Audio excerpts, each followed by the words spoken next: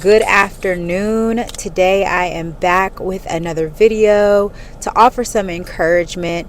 Today I'm going to do a bit of a story time for any other mom or female or person in general who may have it on their heart to want to serve, right? So the first thing I want to encourage you to do is believe in the power of prayer. It is real. It does work. I am a living testimony. So I will go straight on into the story time. So my granny has become pretty much a spiritual advisor for me in my Christ walk. I have grown so close with God, but I felt like I had kind of hit a plateau as far as how can I serve better? How can I bring light to people around me, right? And my granny just told me, pray about it. Pray about it. Tell God exactly what it is that you are desiring, and then, leave it at that. Trust that He's going to, handle it. So I'm like, okay. So I go in my prayer closet. I pray about it. I give it to God. I kid you not, the next day, He showed up and allowed me an opportunity to be able to minister to someone. So I work for a property management company, and we manage houses and apartment complexes. So this particular day, I was assigned to work at one of the apartment complexes. Well, while I'm there, first thing in the morning, actually, a guy from HVAC comes to fix someone's heater, because it's that time of the year, everyone's heat's going out. So we go up to the apartment. Now the lady is a heavily anointed woman. I've grown to really get a chance to know this lady and enjoy the conversations that I have with her. But on this day, she was going to a funeral. This was about 2 weeks ago now, but she was going to a funeral, and she happened to be reading Isaiah 55. So I'm sitting down because I am always just looking everywhere around me for a word, for a lesson from the Lord. So I'm asking her, like, hey, what are you reading? And she's like, oh yeah, I'm reading Isaiah 55.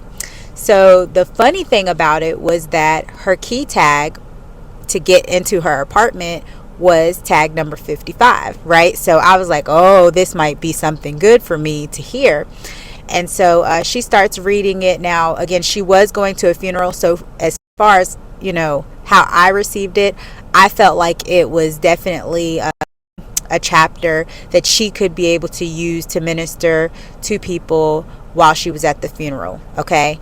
Wasn't necessarily for me and where I was at in that moment, but still it sparked a conversation with us talking about how we wanted to encourage people to, read their Bibles and do your research, if you will, right? Now, whole time this guy is in the back and he is doing the work for her heater. And I realized I had grabbed tag 54. I didn't grab the correct tag. So I had to go back downstairs to get the right key, come back up. She's heading out now. But before when I walked in and she was getting ready to leave, she was praising God. And I'm like, what's going on? And she tells me like how he was telling her that he had been on the fence about reading his Bible, and he felt like that was a confirmation for him, right? Now, mind you, I had just talked with my granny. She told me to pray about it and that God would bring people to me. And lo and behold, He did, right? So it was just, I was kind of shook, right? But so anywho, so she goes on to the funeral, and I'm sitting there. Now, because I had grabbed tag 54, I was like, well, maybe I'll read 54. Well, if you know a little bit about me, and if you don't, you're about to now, but, my background, I have been married.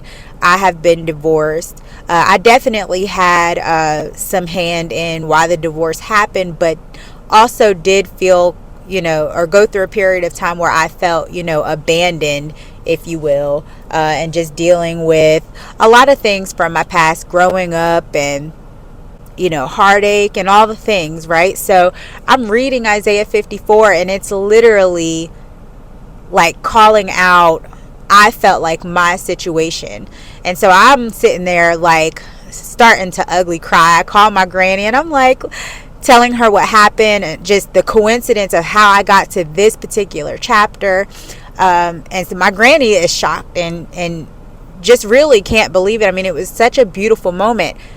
Then to make things better, the gentleman who's working on the heater, when I was finishing reading the chapter out loud, because I read it to my granny, when I finished, he comes out of the room, he's finished with his work, and he tells me, like, tears in his eyes, I needed to hear everything that you were saying.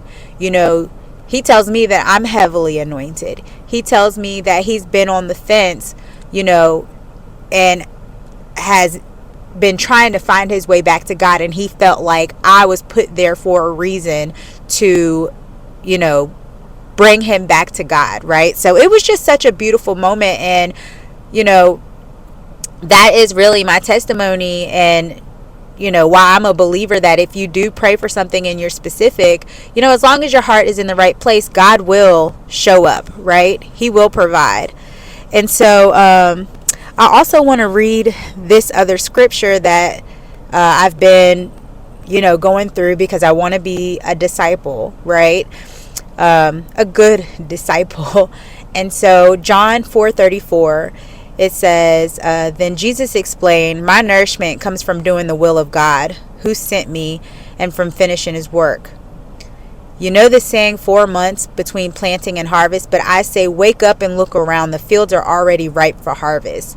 And so what that means is, it doesn't, you don't have to do something extravagant to go and disciple, or to go and be able to minister, or, introduce faith to someone, or introduce God to someone. Look around, do it with your family, do it while you're at work, do it while you're out grocery shopping, right? So yeah, when we sow, God brings the harvest. And I'm just, I hope that this was helpful to someone. I don't have any intentions on making this longer than it needs to be. I do have a couple of ways. I did kind of mention, that you can do things at home, or with your friends, or with your coworkers and things like that. But start your day off asking God how he wants to use you, right? And then also be consistent with the small things, showing kindness, sharing faith and testimonies and things like that.